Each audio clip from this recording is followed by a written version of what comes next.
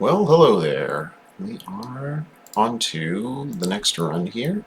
We moved our overlay a little bit, realized that we were covering up the ember indicator in the bottom left during fights, so now we live a little higher. Not much happens on the left side of the screen, so shouldn't miss too much. That being said, we're on Covenant 4. We won a nice little run previously. It wasn't quite as clean as the ones before it, but not too much to do with the increase in difficulty so much as just a little bit of difficulty getting the deck going. But with that being said, we're still going to sit on random everything. We haven't unlocked nearly all the cards or all the bonuses. So with that being said, let's get right into it. Okay, we're given our initial combo again, so we still haven't seen the Sentient yet, as the Allied Clan Awoken is the only time we've seen Awoken. We haven't seen a primary clan Awoken yet. That's okay. We're already being given 2 new cards that we haven't mastered yet, plus 2 horn breaks as well. Now, one of the things to note here is, since the primary clan is regular Hellhorned, we're going to have torches, which are significantly worse horn breaks as opposed to a situation in which we didn't already have a lot of damage. So when we picked up horn break before and we're excited, it's because we didn't already have single target damage spells. Now we do, but we have what we have. Let's look real quick through our boss battles. We've got Daedalus again, so he's going to be making bombs, and the front whenever enemies die, they're going to do some damage to our front line. Arcus is back for the second time, I believe. He's going to be putting down things that daze our units as we put them down, or make our spells more expensive as we cast them, so we'll have to be careful about that. And then we have Seraph, the Temperant again, who's going to sap our units. I don't remember if we've seen that one before. I think we have. That being said, we don't really have too much in the way of our Ember right now. We don't have anybody who's going to give us blight cards that cause us to waste Ember on a given turn. Now that's important because even though Arcus can make our spells more expensive if we cast them, that's only if we cast them on the wrong floor. So only 1 out of 3 floors is going to be angry for casting spells, and if your spell is the last card in your hand, you get to cast it at regular speed or regular cost, and it doesn't increase the cost when you cast it. It increases the cost of other cards in your hand. So anyway, let's get into our bonuses and see how we're going to make our champion look. Now, one of the other things that we're going to be going for, let's look at the logbook real quickly, is that we want to make sure that we see all of the upgrade paths for our champions. So we've seen all the way through Brawler 1, 2, and 3. We've seen Reaper 1, 2, and 3. So if given the chance, I think we'd like to see Wrathful 1, 2, and 3. Now, we don't have to take Wrathful 3, so we could take Wrathful 1, Wrathful 2, and then our pick of either Reaper or Brawler, whichever comes up, if that makes sense at the time. But we need to at least take Wrathful 1 and 2 so that we're guaranteed to see the third at the third forge. So we'll be looking to do that within the next couple of runs, just so that once it's unlocked, we have the kind of freedom to do whatever we want. But my overall goal with this video series is to unlock everything in the logbook, have everything available, everything mastered, and just see how long it takes us to do that. Alright. Too much talking, not enough playing. Great, we got Wrathful, let's go with it. Oh boy, the faithful shall be rewarded here. He gets big, so off we go, putting him in the front. So I think on this one, we're probably just going to focus on putting him in the front at the top for the majority of fights until we really get our feet in and get some other things that we want to do. Notice that he is going to die unless we do something about that, which we can easily do with Glimmer. So we're not worried about the first turn, we're not really worried about the second turn because these guys will go down some. But we do need to watch his health overall and make sure that we don't drop our champion. One quick note, Covenant rank 4, gives us minor bosses have increased damage. So the minor bosses include this fight. So the first, second, fourth, fifth, and seventh fights will do a little bit more damage to our people. We don't want our guy to die, so let's do that. And now he's going to be +5, which is why I said we're not worried about next turn. Even though these guys are going to go into 3 down apiece, he's gonna get huge pretty fast. So let's go ahead and push our spells in, just to keep our reflexes rolling on that front. Okay, so we've got a collector in the back. We can really easily take that out. Boom, no problem. I don't see any reason not to simply spend Ember taking out the rest of as many of these guys as we can. He'll actually gain 10 armor from killing somebody. He will gain a couple of rage from getting hit. So he's looking good going forward, and he's going to get 5 on top of his health pool in addition to the armor. You're going to take 1 damage. No avoiding that, that's fine. This is actually the first train stewards we've seen in rare form. All of our train stewards are basically at the bottom of our deck.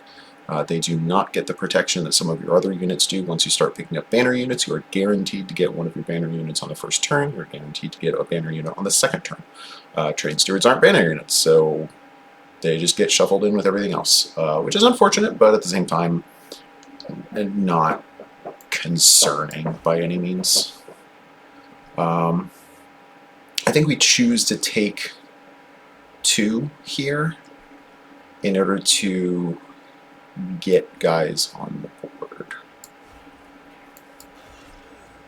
Now we are depriving Hornbreaker Prince of another kill next turn, but I think we will be alright regardless.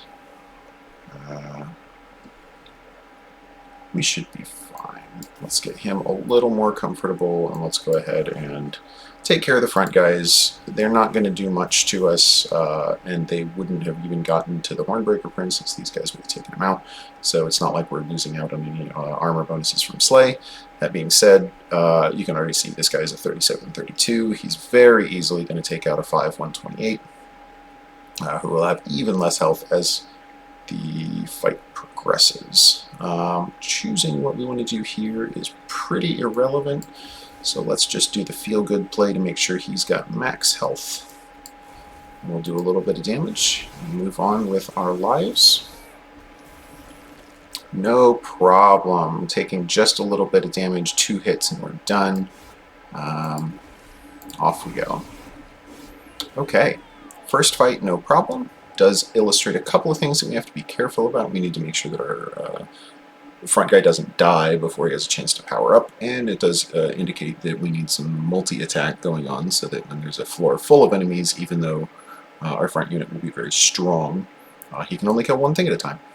So that's all we've learned so far. That's okay. Hidden Passage is cool, gets to move things around. I'm not as excited about it right now. We have a lot of spells and not very many units. I would like to get some more units before we throw more spells in there. That being said, it's a thing that exists that does some good stuff, so it's fine. Steel Enhancer is here. Steel Enhancer is interesting. Sharpen may actually be better for us. One of the interesting things is if we sharpen Hornbreaker Prince, the +4 damage does, it's fine. It's good. It does good things. But these spikes actually can give you the armor from kills, because spikes still count as being from the source.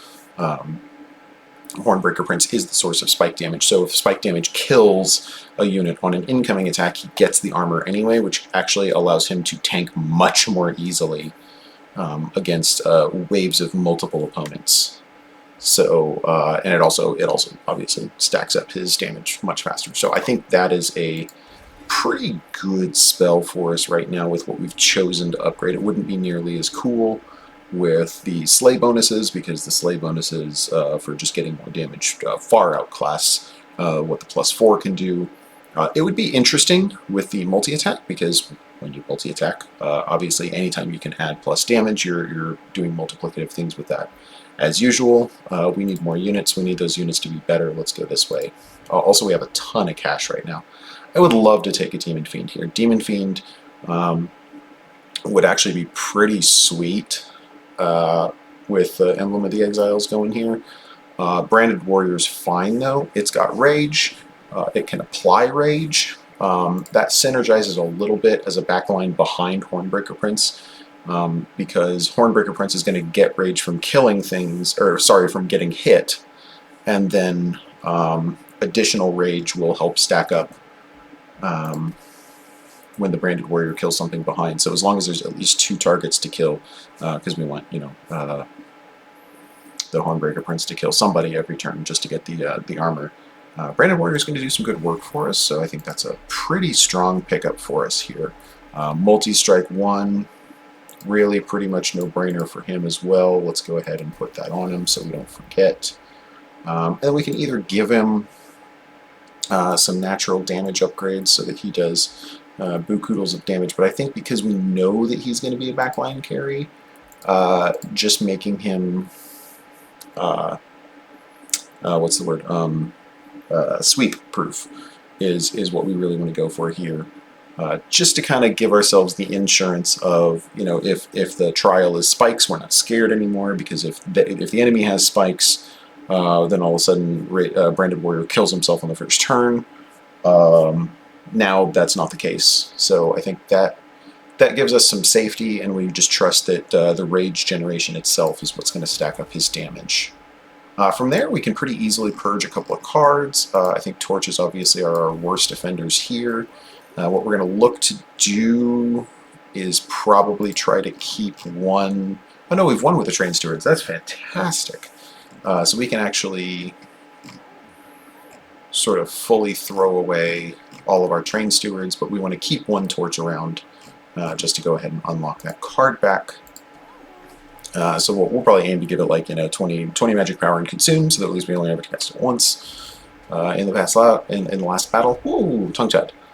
But that's kind of what we're looking forward to. I'm trying to keep things moving a little bit. I know that I tended to slow down in my decision-making process last time. I want to try to keep these runs to about an hour, hour and a half tops, if we can get stuck with some sort of big,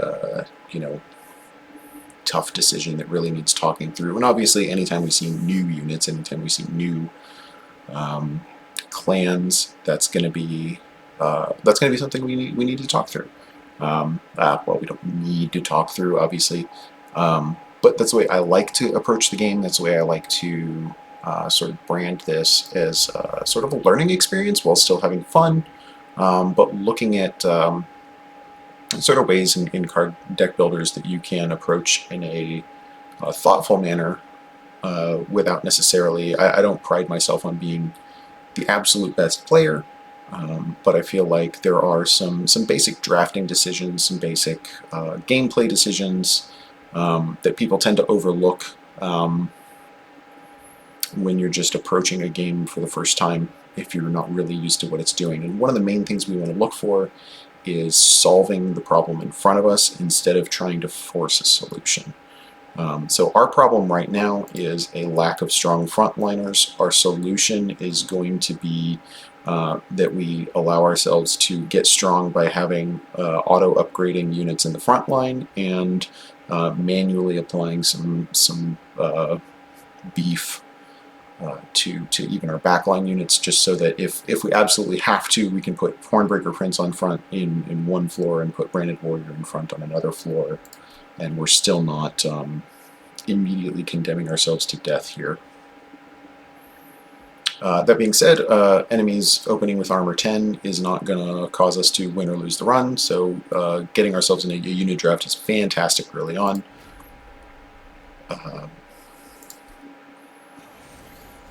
Yeah.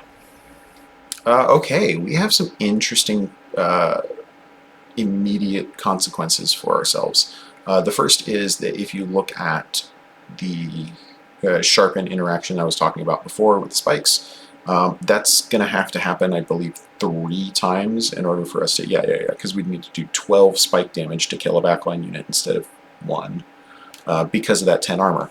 That's okay.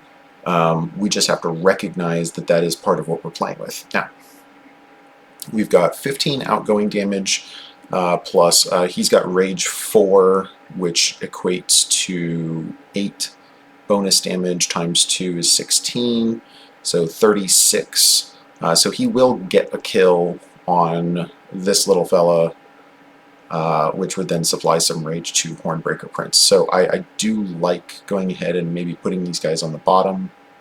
The other thing we can do is we can push them up top and hope for the best. But I think we just go ahead and, since we aren't yet at the Covenant where our front line or our units get dazed when we put them there, we abuse that a little bit and just go ahead and apply some bonus damage here. We're actually going to get double kills, so it looks like he'll get hit twice and get mad, and he'll actually manage to kill both of these guys. So that's fantastic. We don't have to worry about anybody going up towards our pyre. And then, as expected, basically we weren't going to get screwed unless we happen to draw both Restores, Hidden Passage, and not even with Hidden Passage we could just move the Collector up. So we were basically guaranteed to be able to kill this guy, and in a way that makes us happy as well.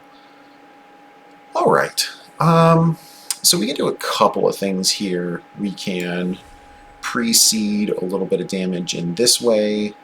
He's going to get hit twice, which is going to give him 4 bonus damage, so that's not yet enough to kill this guy straight up. We're okay with that, but we do really want him to start getting armor so that he's not quite as destroyed. Actually, he may get the kill now. Yeah, he's got that plus 10 on there, and the reason is he's going to get hit twice. He's going to do 41 damage. That doesn't seem to add up because the spikes should only do 4 damage. Well, let's just see what happens. Oh, right. Each time he gets hit, he gets Rage 2, which is 4 damage, so he's actually going to go up by 8 on that hit. So that's fine. We just didn't math correctly.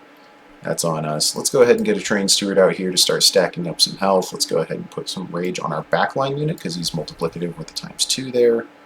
And let's go ahead and clean up the health pool on this. The other thing we can do, this is only 2 damage.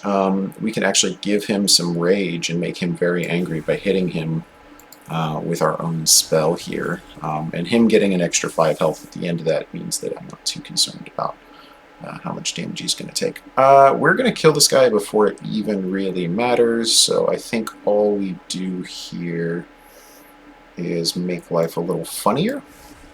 And how we do that is we're going to torch this down, and now he'll kill himself and make him even angrier more quickly. That's pretty much it. Off we go. So, good stuff. You can see how much damage we lost on our backline unit. He was down to 22 health, which means he took 8 damage during the fight, which would have very much killed him if he didn't have the plus 25. We don't want that happening, so we feel decent about our decision-making process earlier. Molting Imp does some damage to everybody. It is not an exciting creature, however we haven't won with it. But we're also not playing an Imp deck here, so I don't feel pressured to take Molting Imp yet. I think Molting Imp is actually a pretty strong pick in certain decks. So this is not something that I feel bad about passing up now, because I think I can pick it up later and still do well with it. Sting is a good spell. Sting has some interesting interactions with relics. Sting is also one of those that sort of stealth gives you kind of a bit of a draw. Right now it gives us essentially 1/4 of a draw, and the reason why is that it would be our 20th card, and meaning since we only draw 5 cards a turn, we draw it approximately once every 4 turns, and on the next turn following whenever we draw it, we draw an extra one. So on average, it gives us slightly more than 1/4 of a draw, again, because it draws us 1 extra card. We draw 6 cards on the next turn, and so until we get to 21 cards, it's not exactly 1/4 of a draw. That's way too much thinking. But at the very least, having a few cards like that can kind of save you from having to take bonus draw later, and the fact that it does some damage is not a bad thing. Now, however, the other thing that we need to balance that against is Razor Sharp Edge. I'm not too keen on Razor Sharp Edge sometimes, but sometimes it really works out in your favor. One of which is right here, where we have manually put 25 bonus health on this guy, and unless we're in a situation where that's going to kill him, we can often do Razor Sharp Edge on him 2 or 3 times and get him up to not only are you only sacrificing 2 health for 10 damage, he's got multi-strike now because we've added that to him, so we're actually getting 20 damage every time we cast a spell. So I think that's actually strong enough for us to take, even though it's not as sexy as some of the other spells in the deck could be. Awoken Hollow is just a solid option. I'm hard pressed not to take him. We said that one of our problems was that we didn't have enough frontline units. Lo and behold, Awoken Hollow is a frontline unit. We're going to take that. We don't have the energy, again, to take the demon. It would be super cool to be able to take, but we just can't. We've got so much health, we don't need to do Pyro Remains, and we don't have anything that we're super excited to duplicate quite yet. The Branded Warrior is fine, but I don't feel like we need more than one of them.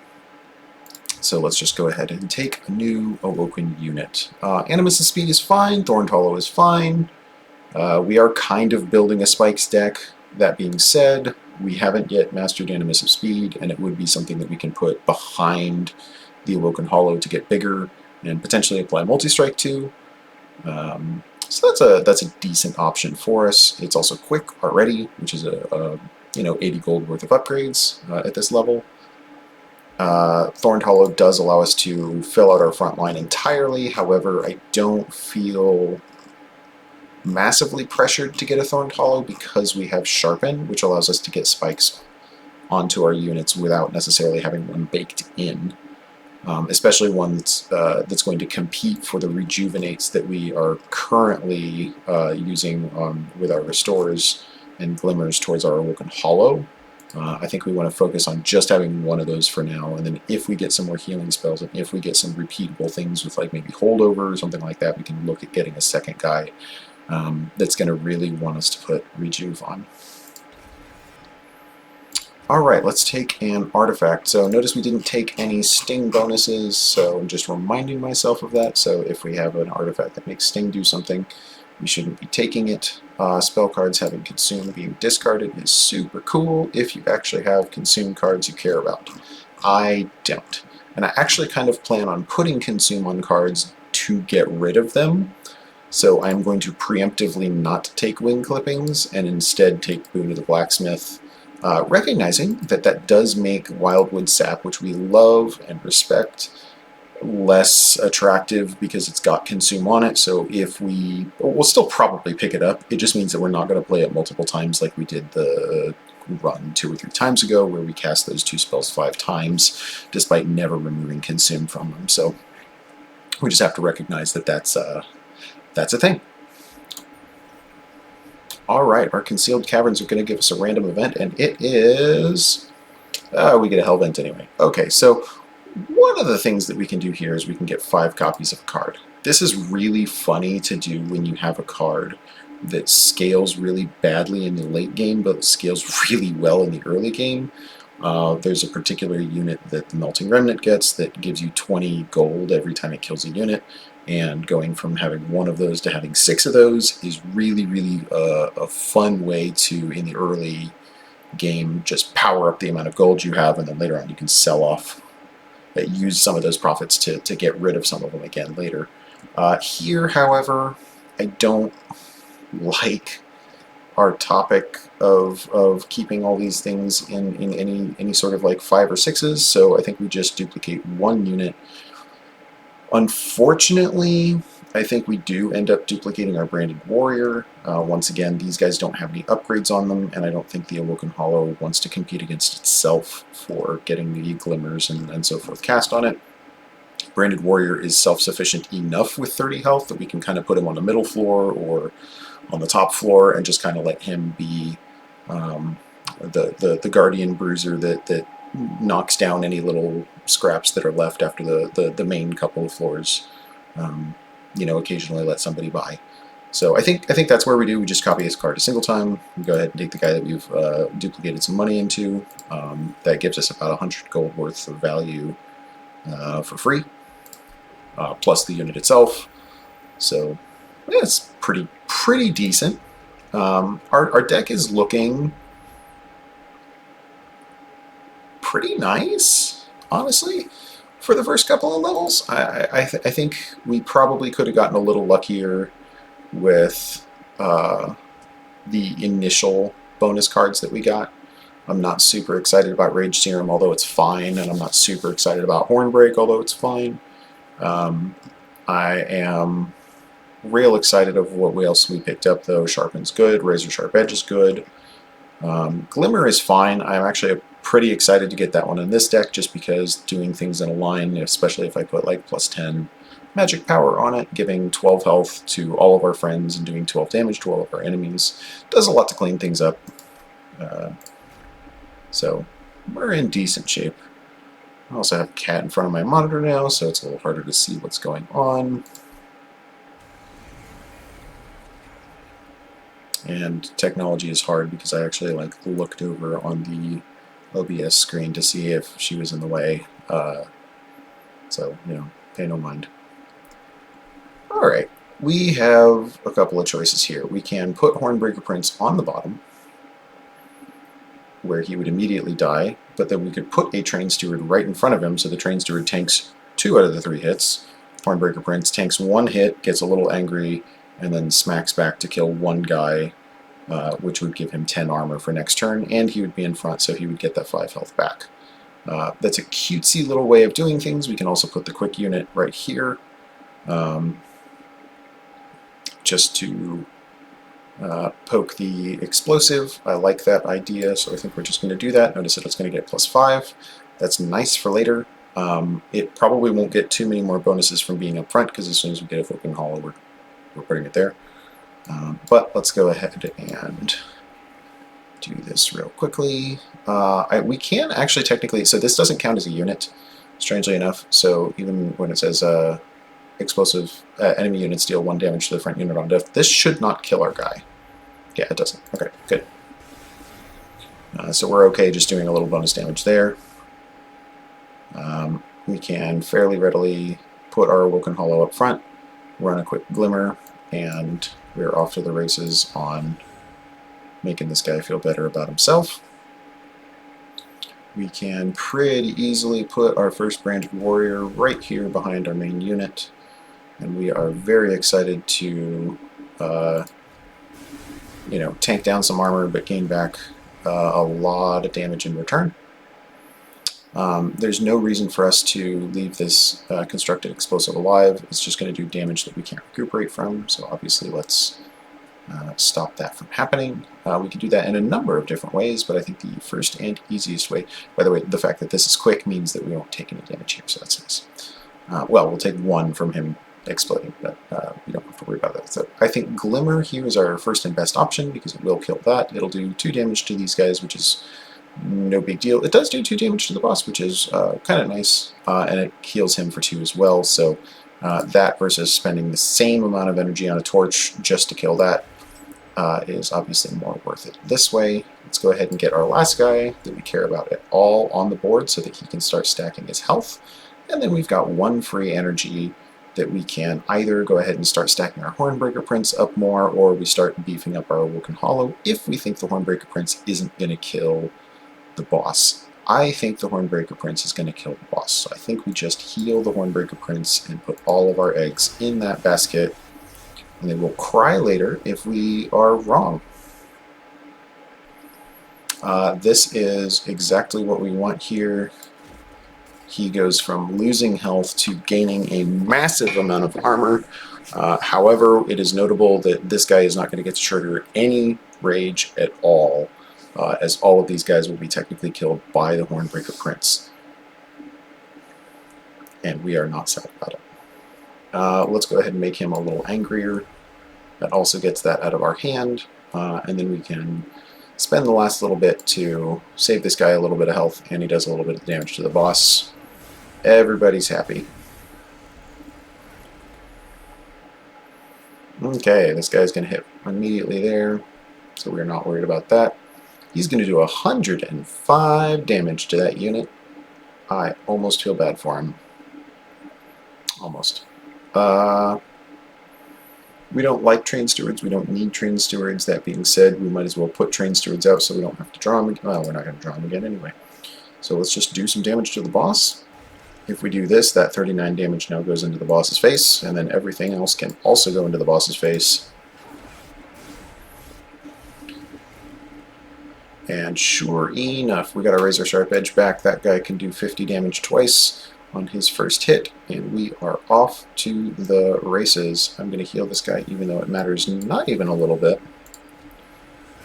And we win very, very comfortably with the combo that we put together. Okay, good stuff. Good stuff. Cycle of Life is here. Cycle of Life is really interesting. Once again, providing bonus health and spikes to the frontline units. Emblem of Exiles goes well with doing basically half of Cycle of Life already, and we already have the ability to apply spikes. So Cycle of Life, while cool, is slightly less exciting than other potential options. We don't have any big sources of rejuvenation. So having less healing spells makes Unleash the Wildwood pretty exciting for the ability to just sort of instantly heal up 60 health on our Awoken Hollow on the turn that we put them out, or the turn after. It also means that as we get really, really big health units in the front line, Unleash the Wildwood scales immediately to that level. Restoring the units to full health means that however big they get, it's still just one spell to get them back up to max. So I like that idea. Cycle of Life allows us to scale up pretty fast if we can draw it.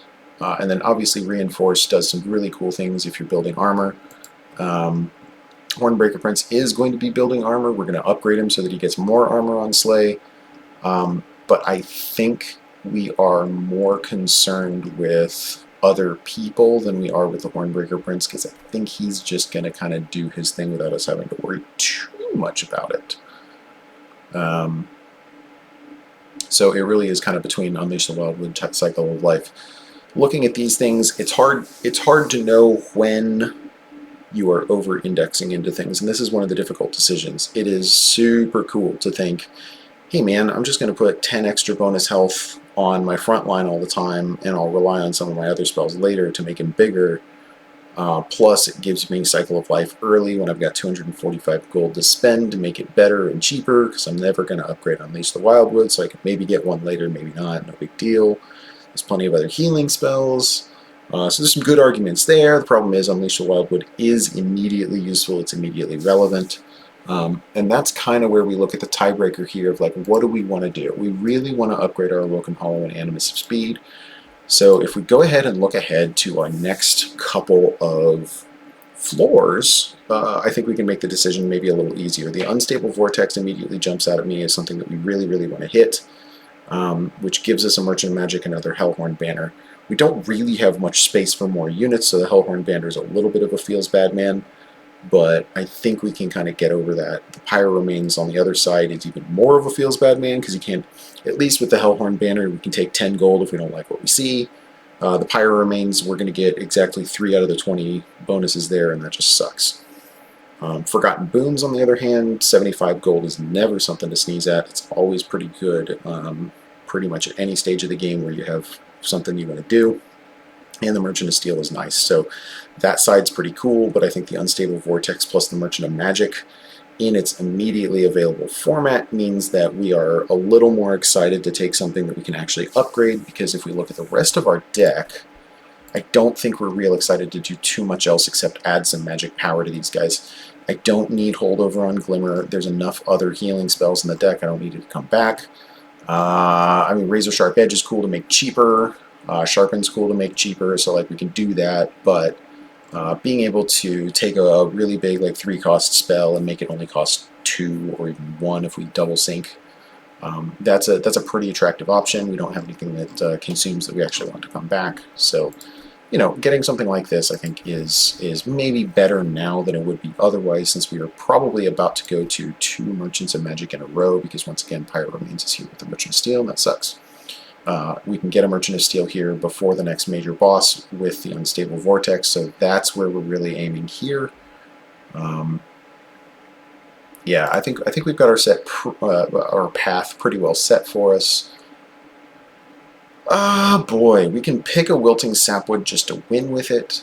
I'm once again not thrilled to see it, but it also does exist as another front line for our Branded Warrior, so sure. We can also put it on the bottom, and then when it dies, and we'll just get some extra energy in the meantime. We do have a lot of times where we're spending all our energy and still have other stuff left in our hands, so I don't feel bad about going ahead and taking an extra Ember right now. Later on, we will probably get more draw just to round things out here. Now, obviously, the Train Stewards are most of the worst parts of our deck. We still have 2 Torches. We do want to eventually get rid of 1, not both of those. But I think for now the Train Stewards are extra sticky because the Torches are at least playable with only 2 damage on them. At this point, they're mostly useful to make our own Hornbreaker Prince mad by just poking the bear and just going, hey, hey, hey, somebody's damaging you, you should trigger your revenge. And he'll do that for us because he's nice. Once again, we've got to take Wrathful 2 here so that we can guarantee that we see Wrathful 3. But I think we're pretty excited to do that anyway. He gets a little bit more health on the first turn, and his Slay bonus goes up to 15 instead of 10. His range bonus goes up to 3 instead of 2. So every single part of his kit gets a little stronger, and we're real happy for all of that. He's going to get absolutely massive by the end, so the more we can do to just make him survive 1 or 2 turns while he's gaining those 5 health, and then he's going to pull on armor as soon as we can get some serrated whatevers on him. Spikes. Spikes is the word. Then they're just really happy about that. Let's look at our Hellhorn banner. Okay, so Deranged Brute is super fun. We don't have space for him unless we start utilizing Hidden Passage to make a party bus. I'm okay with making a party bus, but it does take a little bit more work. It means Hornbreaker Prince has to live up top, and we start piling in people behind him. I'm super okay with that. We just have to play towards it. It's nice enough though as an option that I'm gonna go ahead and take one, and then we will cry about it later if it causes us to lose. But I think we're actually really very much okay with it. We only have 1 consume spell. We have no desire for it to come back. We do have a 20 magic power in consume. We're going to immediately put that on torch so that we can see the fact that we've upgraded the spell, which will remind us not to sell it later. However, we want to pretty much spend the rest of things making our stuff more castable. Double stack is cool. Spike 6 is awesome. Spikes 8 is awesome. Not really what we're going for here. So I think we're going to skip the 85 gold here. Put another 20 magic consume on a restore. You probably do one to a glimmer and then just hope for a +10 later. Question is whether or not I'm more excited to cast a glimmer or a restore later on in the fight. I like the big 22 damage explosion, so I think we're going to do that to Glimmer first. And let's go ahead and make sure that Sharpen is worth casting. I would love to get spikes on our unit as quickly as possible, and that also gives us the ability to later on put something like Holdover on Cycle of Life and really ramp up that. We can also purge a card. That's not a bad option. We can actually just purge our last torch. Even though we don't want to spend all our money on purging, obviously, because there are plenty of upgrades that we really want to do. We want to make Animus of Speed do something. We want to make Awoken Hollow beefier. We want to put something on Deranged Brute like Rage. Honestly, if we could just put Starting Rage on this guy, he's going to get so much bonuses from that. Also, it's useful to note Rage on friendly units adds an additional 3 per stack. This only applies on his row. So if we put him on the top row and we put the Hornbreaker Prince on the bottom row, Hornbreaker Prince doesn't get that bonus 3 damage per rage. So he's got to sit behind Hornbreaker Prince, or technically in front of him, in order for that to do anything. That's okay. We bought these units to be a party bus. Now this is an instance where we don't want the party bus up top because these guys do more and more damage as they move up floors. So by the time they get up to the top, they're going to do +6, which is 14 damage. So the real question is, can we make him kill somebody on the turn 1, and that will start us off? And I believe the answer is yes. So he's going to get hit twice. Rage 3 is So we're not going to be able to party bus this round, which is what I'm thinking here. So Rage 6 is an immediate bonus of 12 damage. That brings him up to 37 damage, which will kill a unit. So we can start off with a bang here and not even die. We'll add insult to injury with a sharpen. We'll go ahead and push our Awoken Hollow up top, I think, and get him stacking. And then we can start stacking people up behind him. And then I think we go ahead and torch just to get it out of the way and to thumb our nose a little bit at Train Steward, who we probably don't want to play at all, but will anyway just because he exists. Okay, cool. And the nice thing here is that he'll mostly just die to a couple of hits, and we don't have to worry about that. So all good stuff. So we can go ahead and put Deranged Brute behind Hornbreaker Prince. That's going to make him hit really, really hard, but it also means that he himself is not going to do a whole lot of damage because he's not going to get any stacks of rage. So I think it's actually slightly smarter to wait on the other guy, put him on the second floor, and we'll just be patient on that front. So we can do 22 damage without actually wasting the fact that he's going to get armor. And then we can look to see if we can do anything cute, which we can. So we're going to do this here where we poke this guy twice, and now he's going to die to the spikes, which will give him armor twice instead of just once. So he's now clearing floor all by his lonesome. We love it. We love to see it. We don't really have space for the wilting sapwood now. That's fine.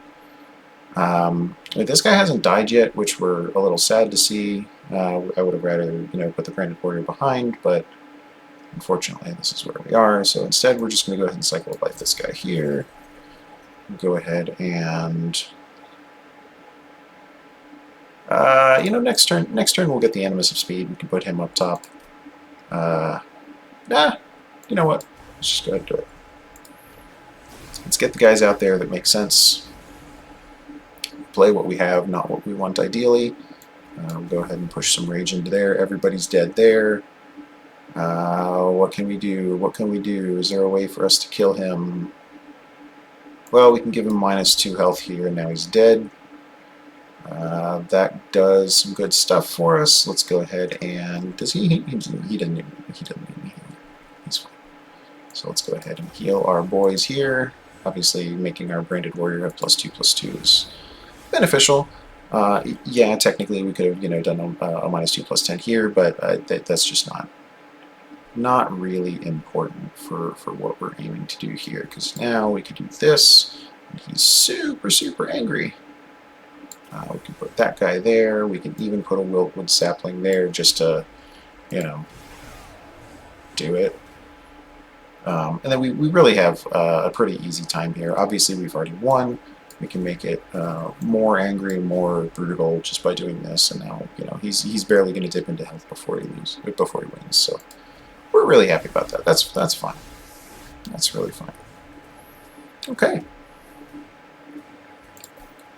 Get our well-earned spoils here. Moving unit to the front and applying armor 10 is a way for us to either shuffle units as we will, or just kind of giving an initial boost to Hornbreaker Prince to kind of get him a little tankier, a little faster. We don't have any imps to sacrifice, so obviously this isn't a real choice. Rage Serum, we already have one, so all we're doing on that one, I think, is unlocking the card back. That's not really a vital source of rage for us. We're getting rage from killing things, we're getting rage from revenge, and we're getting rage from Now those are the only two sources, but Rage now does extra damage with the Deranged Brute. So I think we kind of got Rage covered. Once again, important to notice when you're over-indexing into things, I think getting Rage Serum here is just silly. March of Shield, similarly, is more armor in a thing that may or may not need more armor, but I'm a little worried towards the later stages that the initial amount of health at the Hornbreaker Prince just might not be quite enough. So let's go ahead and take one armor spell. We don't have any armor spells before that, by the way. We have some healing spells, we have some damage spells, we have some beef making spells, we have some spike making spells, we have 0 armor spells. So now we have 1 armor spell, we are kind of covered for that, we can kind of forget about the rest of it later. We don't need Engraft this time, we don't need Preserved Thorns, and I don't think we really need Pyre Shards here. Although, once again, we could take it just to unlock the card back. We're going to unlock a card back for a lot of things, and this is at least Consume, so I'm not too worried. We can just take that, that's fine. Once again, I think we're going to skip this here because Pyre Remains don't matter. Forgotten Boons and Merchant of Magic does have plenty of things that we can do. We can obviously make our Glimmer better, we can make our Restores worth playing, we can make our March of Shields cheaper, we can make our Sharpen cheaper, and we can try to get holdover on Cycle of Life, which is really kind of one of our main goals here, is just to be able to just sort of cast that, and make something really, really big and angry. So double stack, once again, is something we can look at for something like March of Shields, actually, because 20 armor is not nothing. That's actually pretty good. So we're going to go ahead and take that, spend the money. I think that's worth it.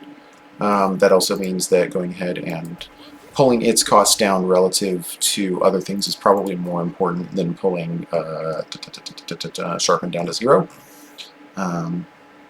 Let's give 20 magic power and Consume to restore. We don't need those late game too much.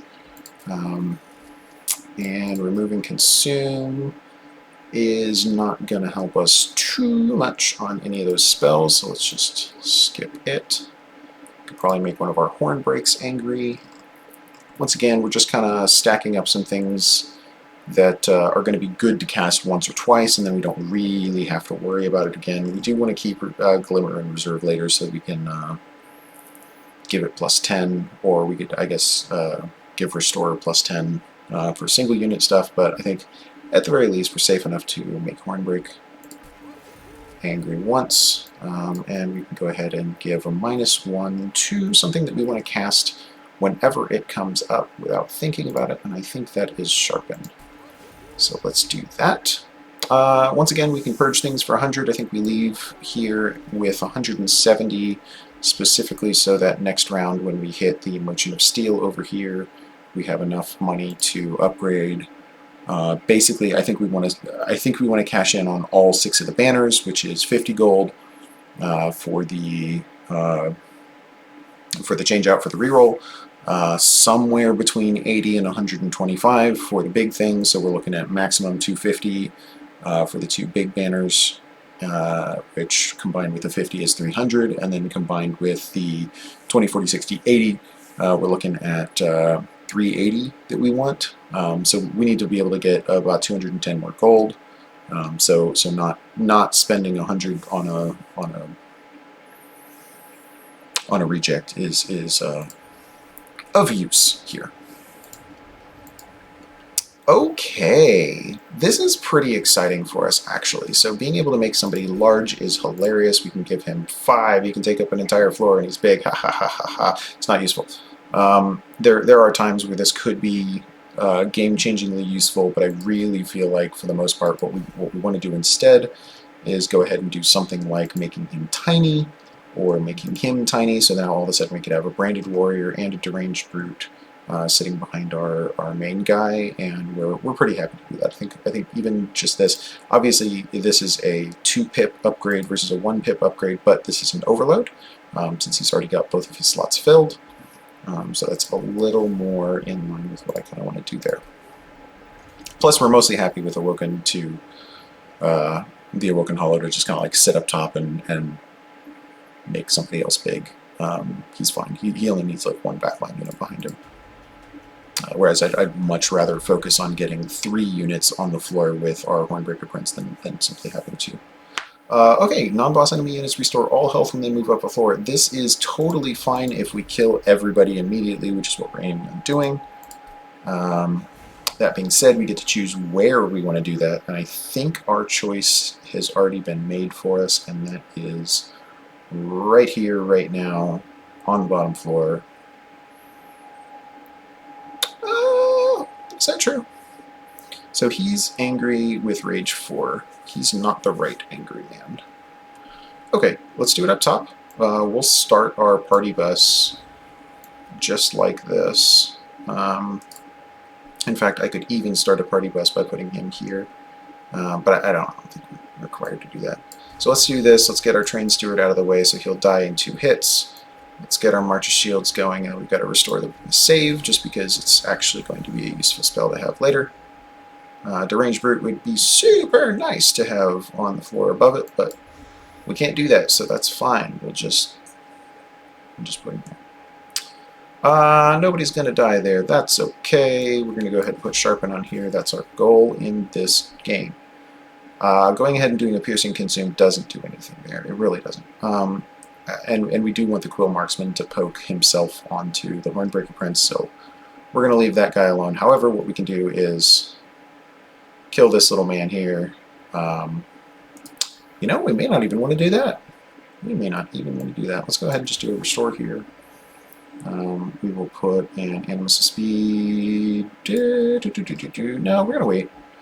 We're going to wait because what we really want to do is we want to put Branded Warrior behind Hornbreaker Prince and then move Deranged Brute up. And then at that point, whenever we get that, we can just go. It's fine.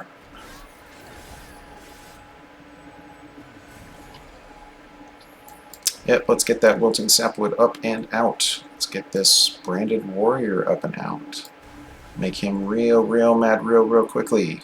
We are pretty happy to do all of these things. That's okay. This guy taking damage isn't real exciting, but that's okay. We've already basically got the top floor locked down, so as long as things die here, don't really care what happens below. We just want the top floor to be awesome. And awesome it will be. Whoop, whoop, whoop, whoop, whoop. So we're going to make the little guy nastier, because that's funnier. Okay. And they're all going to get ragey. They're all going to get real mad. Finally got our hidden passage. Okay, so notice we have 39, 18 times 2, and 32 times 2. They all have rage on them, so all of those numbers should go up. 32, 18, 39. And all of a sudden, boom, we've got 50, 30, 54. So this top floor is already about as angry as we could possibly hope for. That makes us very happy. We've got some consumable torches and horn breaks and other things that we don't care about. In fact, I think we probably just don't want to cast hardly any of our spells, just because as soon as we cast them, we're no longer getting some of the bonuses. So what we can focus on is maybe making sure that he gets more than just the 1 kill. So we can try to get him down into 1-shot range. So yeah, now he's into 24 health, so that's pretty cool. We'll just cast another one too, just to make ourselves feel better. Okay, cool. So we're super solid. We're super set up for that floor. Nobody else matters.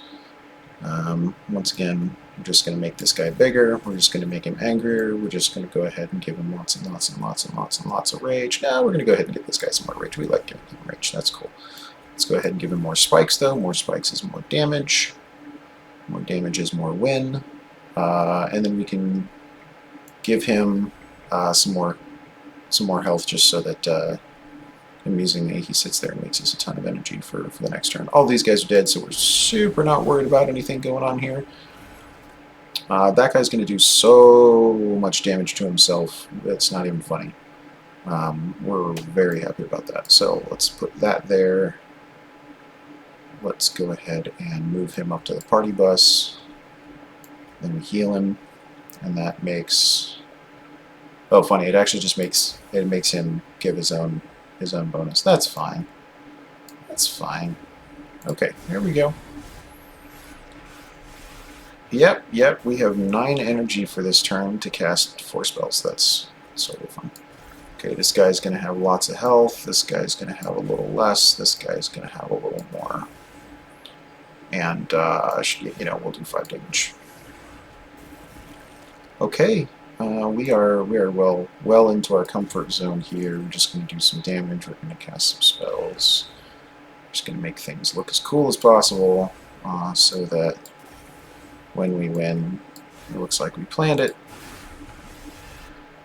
Very nice. One turn in, and we have already destroyed things. Cool. Every unit enters with armor 5. Most notably, that actually makes our first turn a little easier because we know that our starting unit only has 25 health. Obviously, he can get a lot of armor.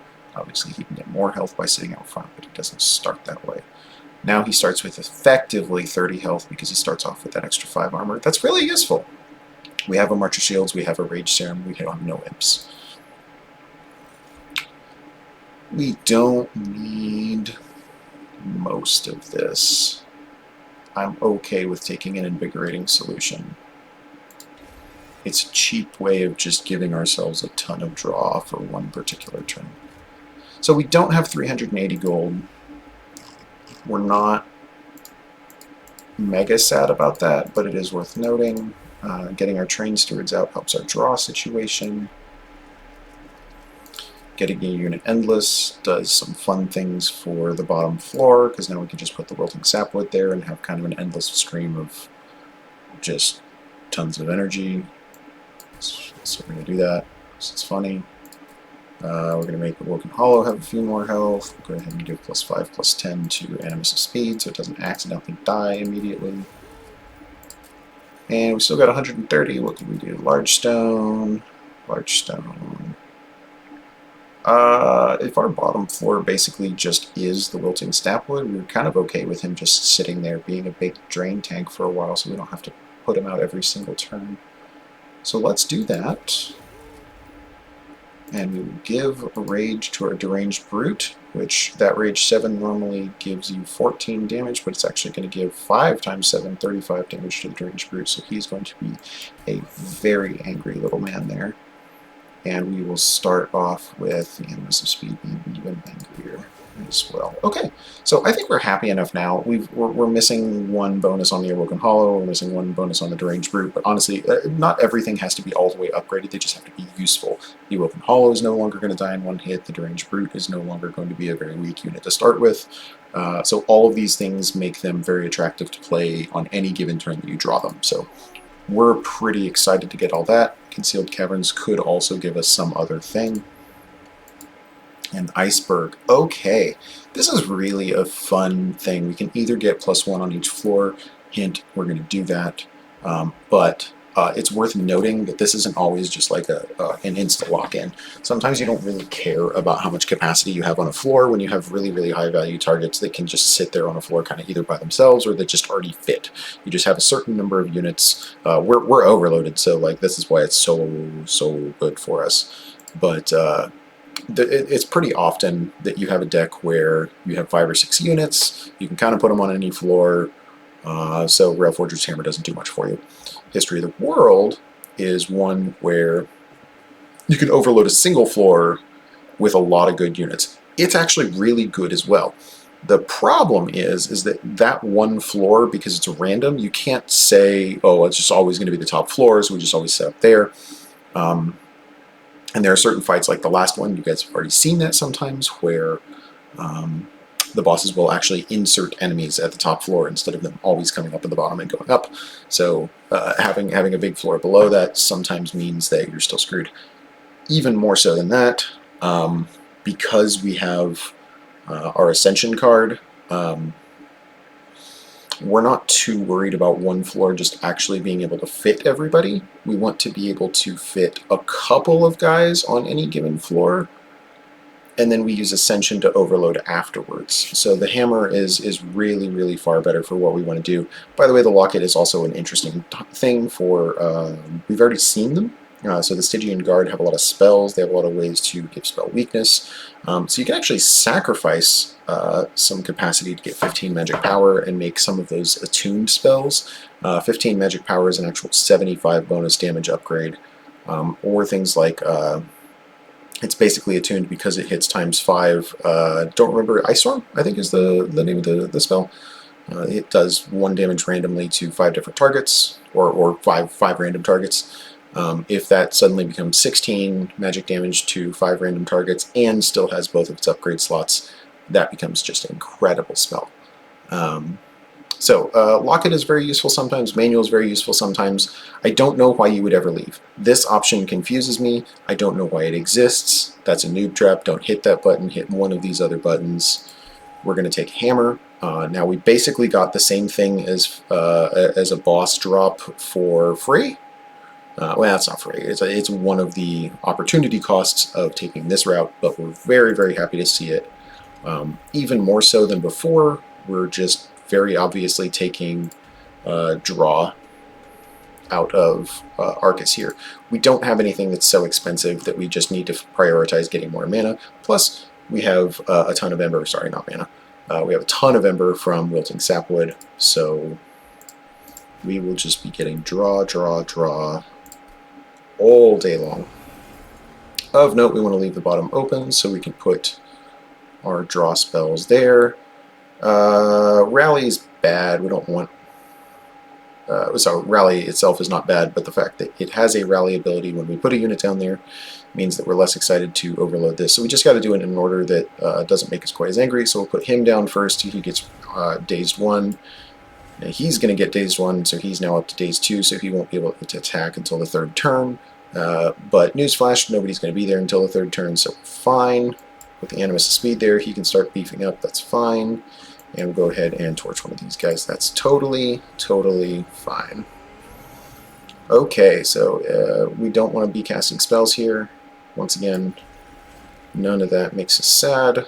Let's go ahead and sharpen this guy. We do have a little bit of an awkward thing here where we got both the Branded Warriors immediately before being able to do any sort of upcasting or pushing.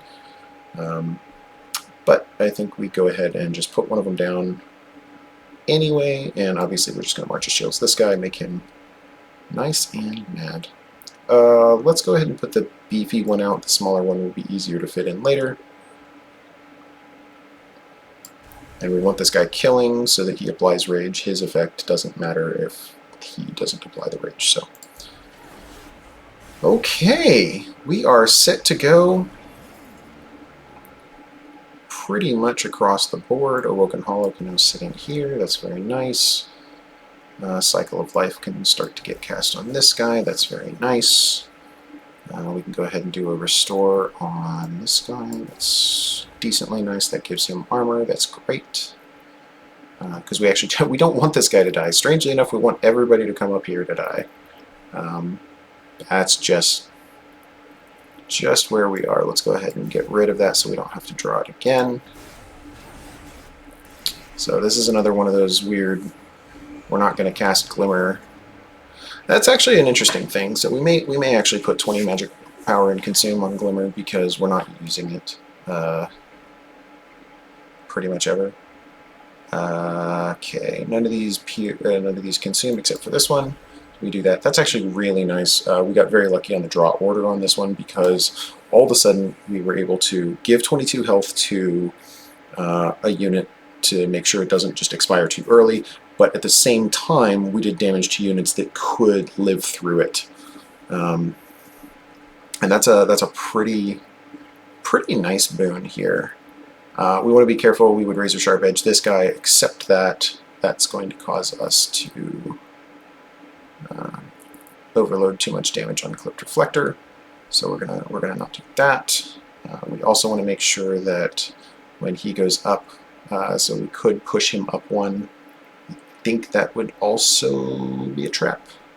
So let's go ahead and spend our, of note, we want to make sure that we have one thing left when we cast Razor Sharp Edge so that we don't, that apply +1 to spells in hand lasts for the rest of the battle, so the second time we draw it, it's also there. So we've got plenty of energy to cast both spells this turn, even if we cast them both here, but we don't want to.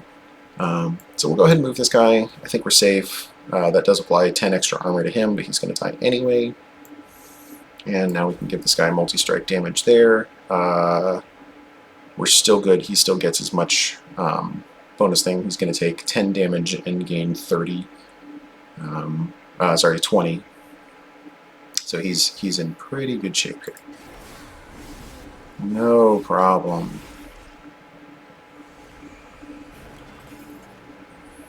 Okay. So now we just go ahead and go about making our lives as good as possible here. So what that does is that gives him a little bit of armor so that no longer are we worried about the quick Animus of Speed taking it out. We can glimmer on this floor without worrying about anything because nobody dies and he actually gets a nice little bonus off of it. And we can go ahead and cast this just to get it out of there. We can go ahead and cast this just to get it out of there. We can go ahead and consume this just to get it out of there as well. And I think we're still up to a fairly solid kill, since he'll do the 44 damage to him first, and then he'll do 49 after. He still gets 3 kills for a total of a very large game. Yeah. So we're revenging up, we're doing all the things that we want to do. Everybody's angry, everybody gets super bonuses. This is really nice. We get our Branded Warrior on the same turn as our Hidden Passage, so we can immediately move him up. We can go ahead and apply more spikes, apply more health, apply more armor, apply more damage. I mean, at this point, we're pretty much on luxury items, luxury attacks, whatever you want to call it. We are taking 0 health damage here, so all of our restores can just get burned right into this guy to make him bigger and angrier.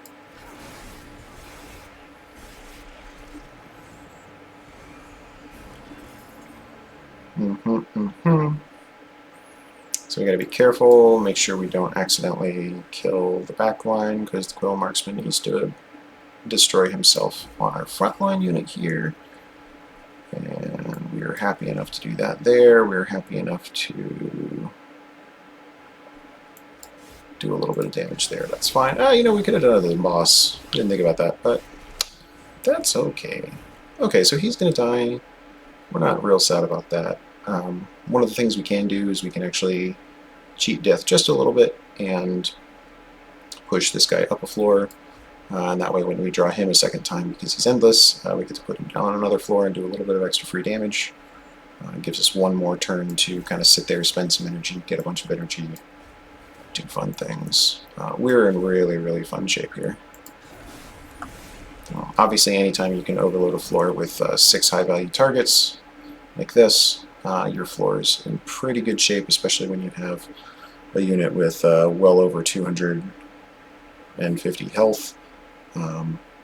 That's incredible. It's definitely something that you want to kind of focus in on and do as much with as possible. Now we could put the Wilting Sapless up top. I don't know why we would, but we could. We want to make sure to not accidentally get him killed, so we don't want to glimmer up here. Oh, we could glimmer, so we can do 2 damage to him as long as he's not the lowest. So technically he's the lowest, so he's going to get the +2 from there. So that should not immediately kill him. Alright, cool. So he'll kill himself on spikes now, which is what we want to see.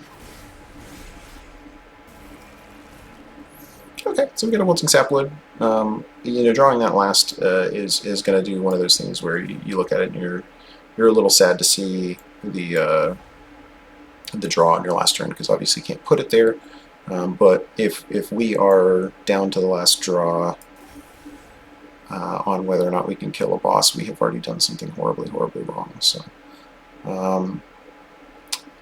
yeah, obviously we can hit end turn, but let's look through kind of what our floor is doing for us and why we're doing it. This is a good space to segue and talk about the mathematical relationships of what you're looking for. There's a lot of ways to win, but the main obvious way is to do more damage to the enemy than he does to you before your units die. And so for that, you can just look at the ratio of damage that you have versus their health, and the ratio of that versus the damage that they deal versus the health that you have. So he's doing 25 damage to our frontline unit, and so even without looking at any of the other pieces of the equation, we can say how many turns will it take for Arcus to kill our front line. And if he's got 300 total health, he's got 110 health and 190 armor. That's 300 total health, that's 12 turns. Okay, so in 12 turns, our frontline unit will die and will start doing less damage, and then our other guys will die very, very rapidly after that, as they basically each can tank 2 hits. Now we can look at the rest of the equation if you want to, and we go, okay, well, we've got, you know, 12 turns, then 2 more, so 14, then 16, then 18, then 20, and then we got technically 3 hits, but he doesn't do anything on the last turn, so 2 more, so 22. So we have 22 turns of doing damage of any kind before we're just completely out of health. And in turn, we need to do 1,164 damage to the boss. Now, if we just had our normal complement of 2 units up at the top that we were able to do before starting our ascending party bus kind of thing, we would have just our front 2 units, which do 152 and 54 times 2 damage per turn. That we're not even looking at spikes damage, but we probably should, so let's add that back in. So each time Marcus hits us once for 25, we're doing 28 back, so technically instead of 152, we're actually doing 170 with that guy on the first turn, and a little over 100, 108 from the second guy. So those together are just shy of 300 damage per turn, and we're just going to round up here because he also gets Rage every time he gets hit, which gives him Rage 3 actually gives him plus 15 damage just because he's got the other backline unit in there. So now we're talking legitimately 300 damage per turn. At that rate, even not counting any other scaling, it only takes 4 turns for us to kill Arcus. Now, that's not counting the rest of our backline, which obviously does less damage, but it's still considerable. So when we're starting to look at 400, 500 damage a turn, now it's only going to take us 2-3 turns to kill him. And so unless you're in a situation where, which we kind of are, where our front 2 units are the absolute highest value, having 5 or 6 units on a floor really, really weights the equation in your favor as far as how much health you have versus how much damage you're doing per turn. Okay, so that's our little TED talk on overloading floors and why what's it called again? Hidden Passage. Why Hidden Passage is so good. Why I looked at it and said, well, I don't have anything I can do with it right now, but I'm going to take it for later. This is why. It is always useful to be able to move units around, and even more so when you start getting high value targets that you can just sort of lump together in the same room behind a very strong front line. 1, 2, 3. Okay, so it took 3 turns, including all the rage bonuses that we got, and we are well and truly past this fight. Okay, we've got a number of interesting options here. Spreading Spores is really cool because we don't really have any source of regen that we like. But I think we're already to a point where we don't care as much about regen because Hornbreaker Prince, once he gets past a certain level, is just going to get armor. And armor is what we care about. So Alloy of the Ancients is a lot more attractive to us, especially because it has Consume. So we use it, it has a very big effect immediately. 25 health is a huge bonus early on, and then it gets out of the way. It's no longer something we have to worry about drawing again and again and again. This makes extra copies, so once again, that jumps up our deck pretty badly when we want to be casting spells like Cycle of Life. That being said, Spreading Spores is still not a bad spell. We could upgrade it to double stack, and now Regen 4 and Spikes 4 is cool. Start to make our frontline unit do 30, 40, 50 damage back to units whenever he gets hit, and now all of a sudden he didn't even have to do anything. He just stands there and just blows people up. We're going to get to kind of that position anyway with just the spells that we already have. We can add spikes with Cycle of Life, we can add spikes with Fire Shards, we can add spikes with Sharpen. 2 of those actually stay in our deck anyway, so we're not even consuming them. So Spreading Spores just doesn't really do it for us. Alloy the Ancient does. Spike of the Hellhorn we haven't won with, and it also plays 2 Rage and 2 Armor per energy spent. This also is a sleeper interesting option because we have a whole bunch of extra energy that we're getting from our Wilting Sapwood. So every time he gets punched in the face, we get an extra energy. Well, if we've got extra energy, X-cost cards suddenly start looking a little better, and once again, it gets out of our way. We cast it once, gives a whole bunch of armor, and goes away. So what we really need to do is kind of aim at doing something that gives us the highest chance of winning. Alloy of the Ancients gives us a very good chance of making a unit not die on a turn.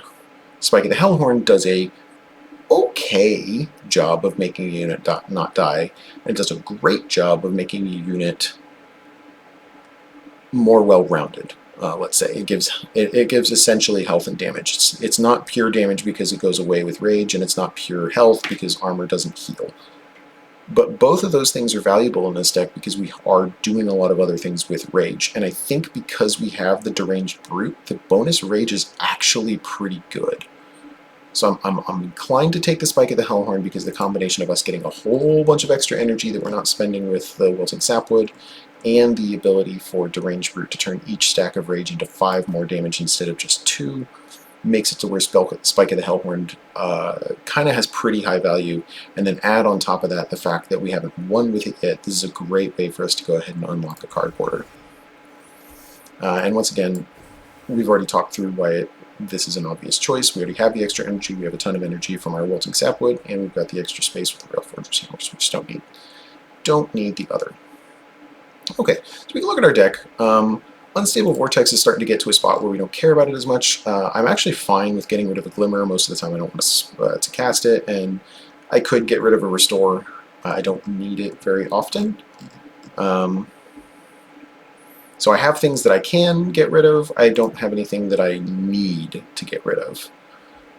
Duplicating a card is pretty cool for getting an extra Spike of the Hellhorn, or another... I could use another Invigorating Solution maybe. I could use another March of Shields. I could use another Cycle of Life. Those things are all fine. I could technically use another Deranged Brute and super overload the top floor and give all of my units +6 per stack instead of +3, but I think that's kind of overkill, and it also just junks up my draw pile until I can manage to get them already out there. Since the fact that I only have one hidden passage means I have to wait several turns in order to overload a floor, I think we want to trim rather than bloat. So I'm not super excited about Hellvent, although it's fine. And then once again, we're still only 3 health down from basically, I think, the first fight. So Pyro Remains doesn't do much for us either. So this is kind of like a, normally I rate this at like a +3 on my super scary scale that doesn't mean anything. If you've already watched the other videos, you know that I rate things on kind of like a -1 to a +3 scale, just to kind of do some simple math of like, is A or B better? This is not the professional way of doing things, but it works for me. Normally, you know that I rate removal very, very highly. I normally give it a +3. Right now, I think it's only a +1. I think there's only a little bit that we want to get rid of, and we kind of have free reign to do whatever with it. So that's kind of a +1. Hellvent is like a +1, and it's definitely like a 0 or a -1 for getting more health here with the Pyro Remains. So Hellvent and Unstable Vortex make this a +2 option. Getting more money is a +1. We can't afford a trinket because we only have 105. Even when we get 75, we're going to have 180. And most trinkets will cost you 210 to 250 base, and then it goes up from there. So we're basically completely screwed for the store. So that's like a +1, that's a 0, or maybe even a -1, but we could technically do a removal there, so we'll just do a 0. And then the Concealed Caverns is like a +1 as well. So really we don't have any choices that make us like win or lose the run here. I think I'm going to go ahead and take the removal here just to get rid of Glimmer. It's not exciting. It's not doing anything for us. We can get rid of one of our Restores, just cleans up our draw pile, and all of a sudden we're kind of looking at just drawing the things that we really, really care about every time. But that's not coming from a place where I'm just real excited to hit this. I think this is a little bit of a dud floor. This is the first time we've looked at it where we've just not been excited about our options on either direction. That being said, Unstable Vortex is now used its entire usefulness. So the Unstable Vortex here with the Merchant of Steel becomes extremely... Like, Unstable Vortex is actually a 0 now. Like, we have nothing else we want to remove. I mean, I could potentially remove one more Restore, and at this point I probably don't need Razor Sharp Edge, but I could remove Hornbreak. I could remove the other Hornbreak, and then we're talking about just drawing Cycle of Life and Razor Sharp Edge and Sharpen every turn. Okay, it's not bad. It's not great, but it's not bad. But it also means that I would no longer ever hit another upgrade for Cycle of Life, but at that point I would already be drawing it every turn anyway, so it's okay. I think that's actually okay. And then Spike of the Hellhorn doesn't need any bonuses. We can do one anyway. We can put something on it if we really want to, but we don't have to.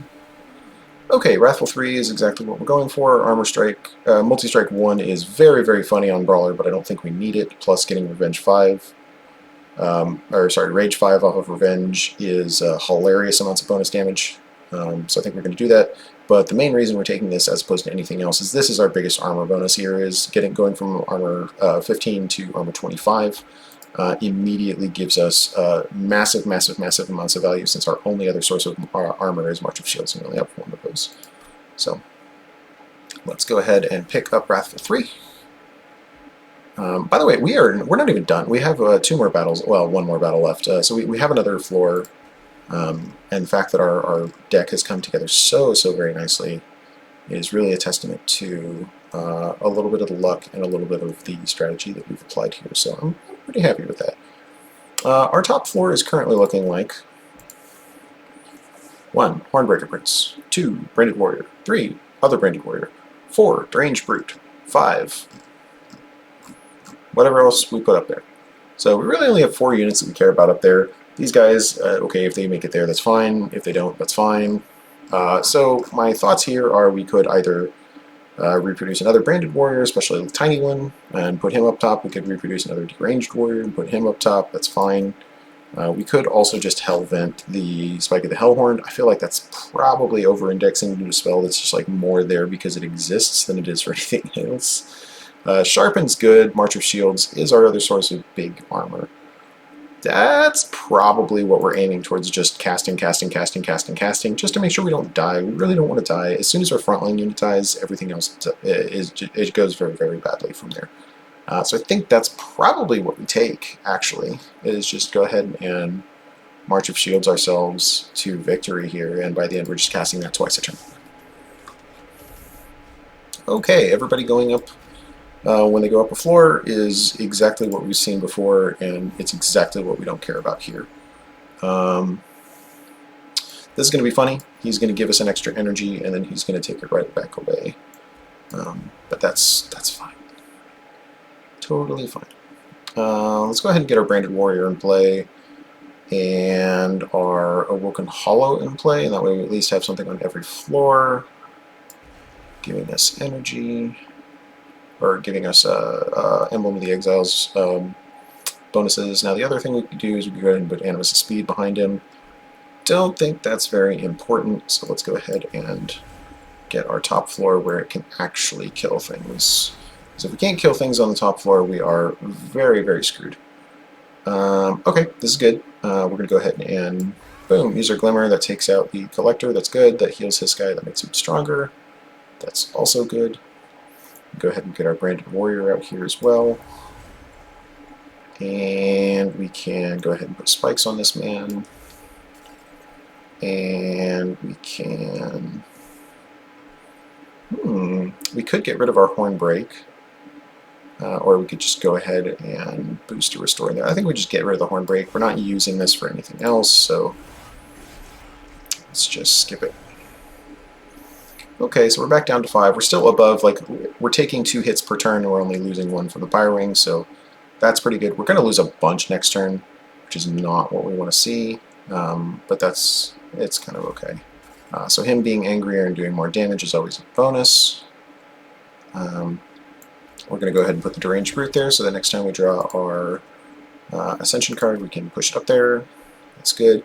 What does stink is we're going to get our Spike of the Hellhorn on the turn where we have the most loss to Pyro Wings, so that's really unfortunate because we're only going to take 1 instance of damage, which will boost us up to 5, and then we'll lose 4, so we'll be down to 1 for next turn, which really sucks. That being said, we are getting good amounts of armor on this boy. Does make us happy. This guy's getting pretty tanky. That makes us happy. And things are dying before they get to the Pyro Room, so that's still a good thing. Okay, so let's go ahead and draw more next turn. Let's go ahead and make things angrier. I think what we do here is we just make sure that everything we play is as high value as possible. We do want him to kill things. He's going to kill one of those things. It'd be super awesome if we could kill both of those things. I don't think that's possible. We can Rage Serum him to get him a little closer, but I don't think we can get to a point where he's killing 160 damage in 1 turn. In order to do that, what we would need to be doing is he's got 8 spikes on him, so we would still need to do 152 damage. which is well outside our range. So that's fine. At that point, all we do is we just go ahead and stack up more bonus rage on one of these guys. And then what we start doing is we start taking the armor off of this guy. And the reason for that is because armor doesn't heal. So as soon as we do that, then all of a sudden he's going to have 15 health at the top, and we'll be real happy about that. Okay. Things are decent. So we're up to down 2, so we have a full 4 to with. We can actually shift up this man here, which means we're going to lose 4 next turn, but that's the price we pay for basically doing the stack that we have envisioned doing this entire time. We're going to do 139 damage to the front unit. That's brutal. That's great. I think our strongest course at this point is just to go ahead and stack up health and spikes on our front unit just to make sure that he has as much as possible. I would love to give him trample. That's not something we can do. It's just a note. And I think just start stacking up damage on this guy, honestly. You just start making him do more and more damage, and then, you know, we use something like the turn after this one. So like this turn sucks. We're thankful that we got a sharpen because it means we at least do literally anything.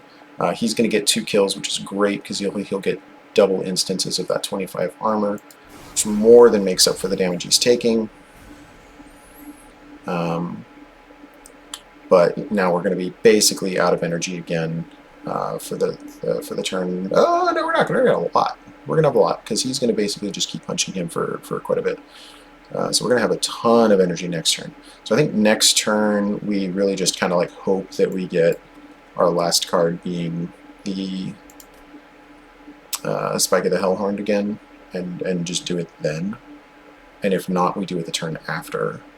So I think we just save Spike of the Hellhorn and go ahead and move our hidden passage up so that we have space to put our wilting sapwood back out, and then we go ahead and do whatever the most value is. And I think the most value here is probably just making sure that our front line lives as absolutely as long as possible, and that our secondary and tertiary creatures do as much damage as possible. Okay, from here on out, the game is pretty much out of our hands. We have 2 more turns to do literally anything, but that is, I believe, more than enough for us to do some spicy meatball pieces. Let's go ahead and put our last unit out there so that it doesn't junk up our next draw. We go ahead and put our sharpen on this boy here. We go ahead and double stack up this boy, and then we don't play our Hornbreak. The reason we don't want to play the Hornbreak is every time this guy takes damage, he gets he takes damage. His revenge is he gets stronger. So even though, yeah, this particular arrangement is going to make him take some damage and get stronger, I don't think that's enough to where he's going to like one-shot this guy, and then at that point we should basically kill him in 1 hit. So if we've done our math correctly, he should have 22 damage on the last turn. We didn't draw it. Okay, so it would have been cool. We could have cast Spike of the Hellhorn with 9, and he would have gotten armor 18 and 9 rage. But as it is, he's literally only taking 2 hits, sorry. And we can further exacerbate that by simply giving him all of the damages. Okay, so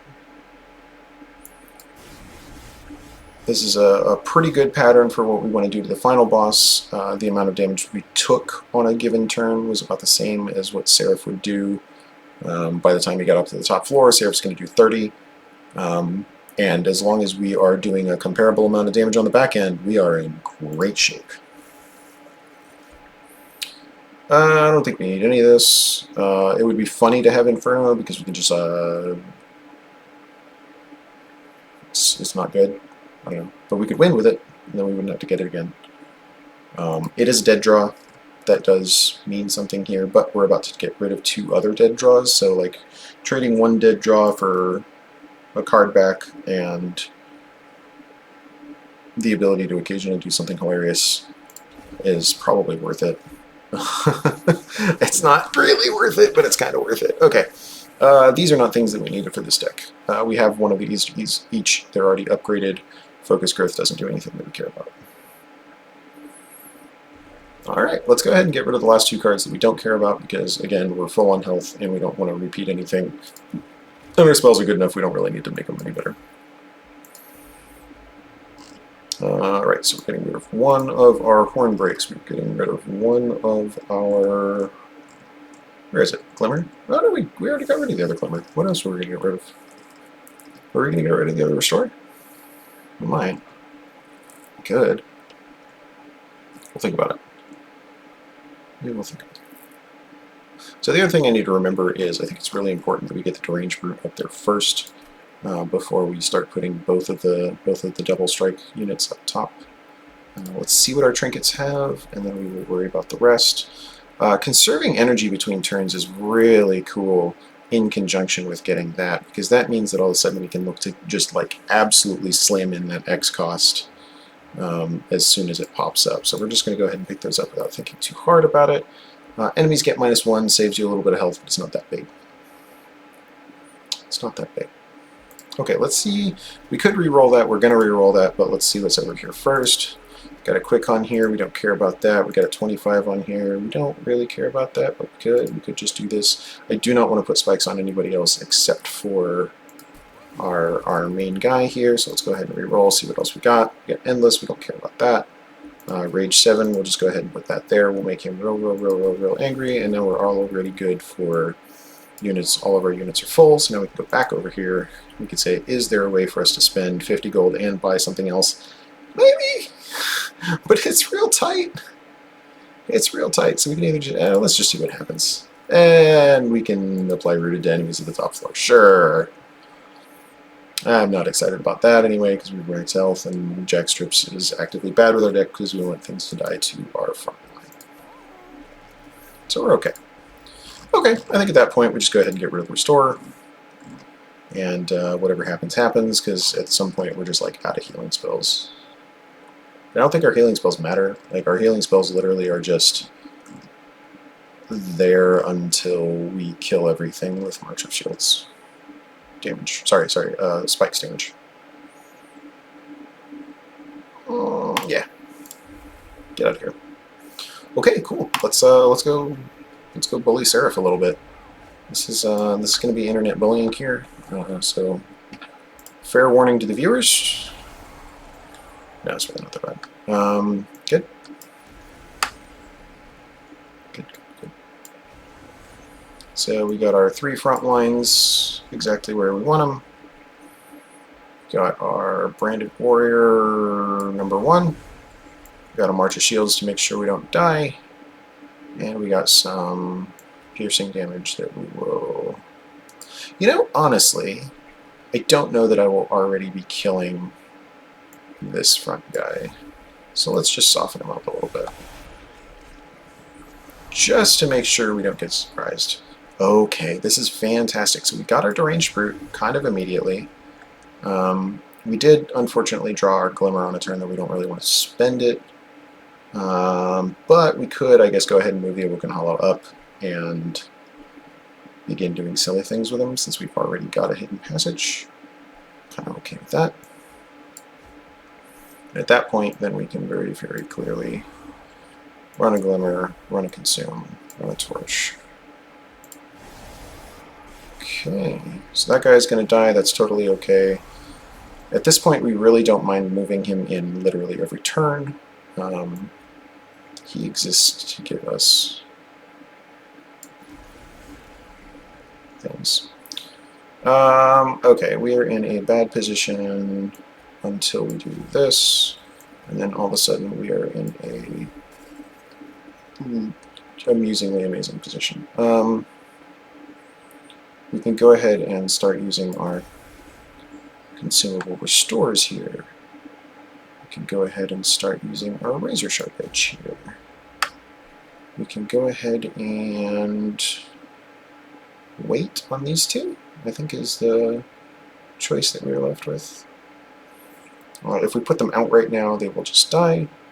We could technically just run a whole bunch of piercing damage and put them out anyway, and sacrifice some armor on our top floor. I'm okay with that. It's 100 damage to the enemy. The fact that Seraph's here does mean that putting 100 damage on Seraph is not nothing. We'll go ahead and make Branded Warrior get the kill here. Oh, it's not enough.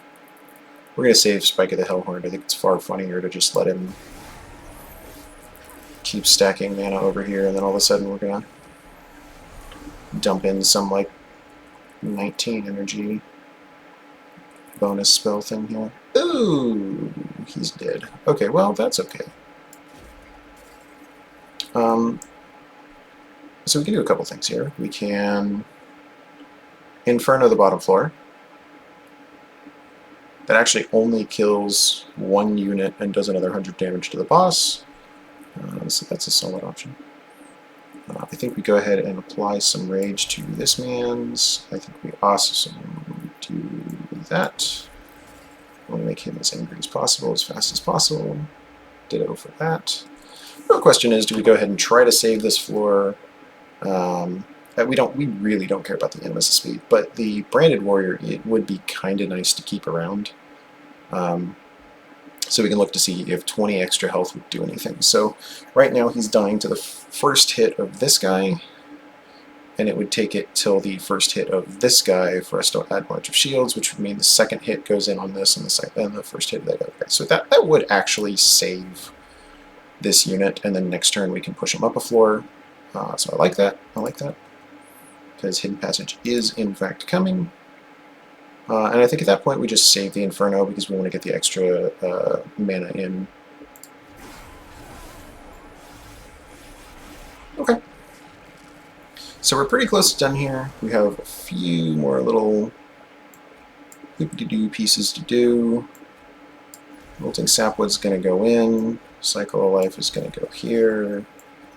Real question is, do we go ahead and waste it? We've got 3 more turns. I think we just hold on and just let ourselves stack up to a hilarious finish here. Yeah, did a little damage to Sarah. That seems fine too. This guy's going to die. That's totally fine. Let's put our Sharpen here as usual. We'll put our Cycle of Life here as usual. We'll put our Razor Sharp here as usual. Let's put it back here. Yeah, let's put it. We got 20 more health. That's fine.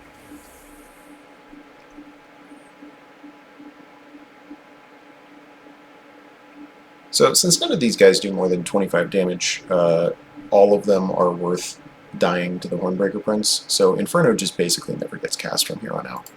And that's fine. We're mostly here for the memes at this point. There's no more actual play happening.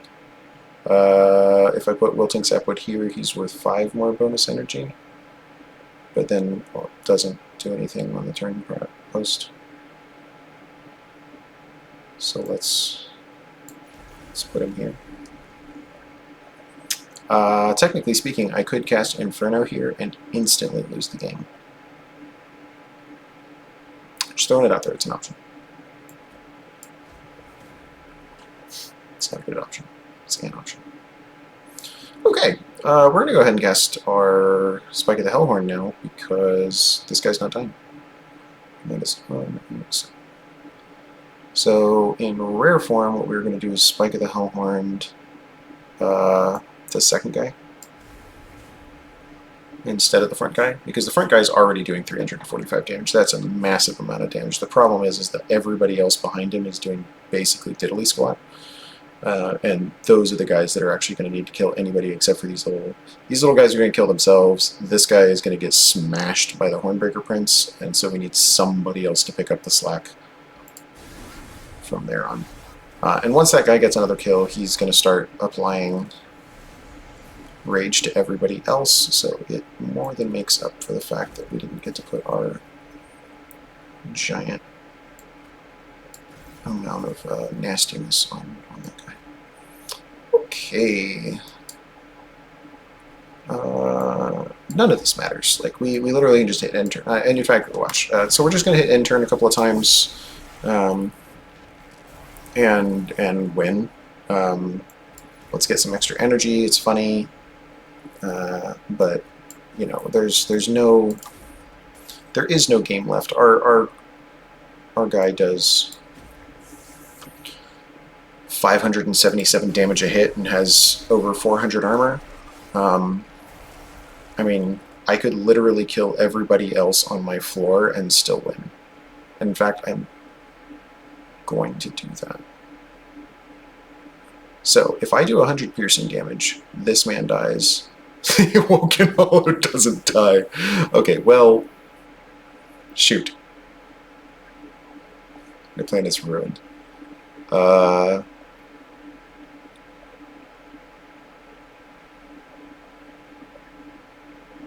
Not screw it. We're doing it anyway. It's funny.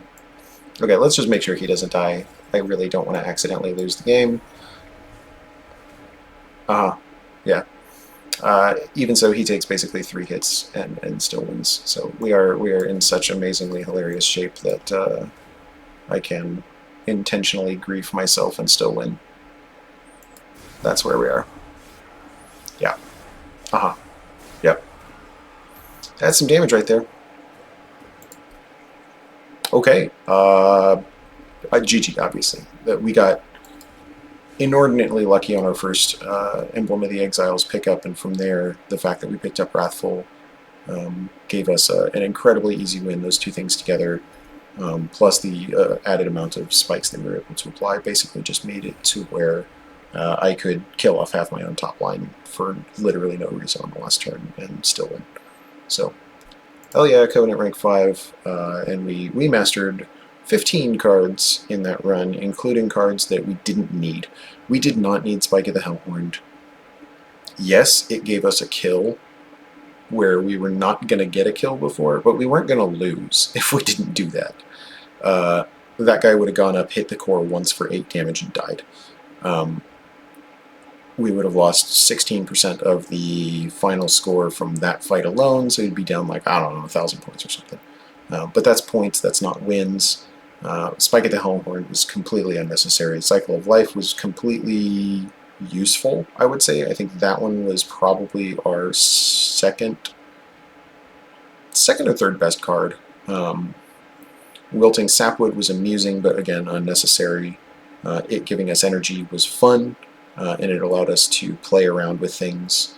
And then obviously our Inferno was, it was literally a troll pick.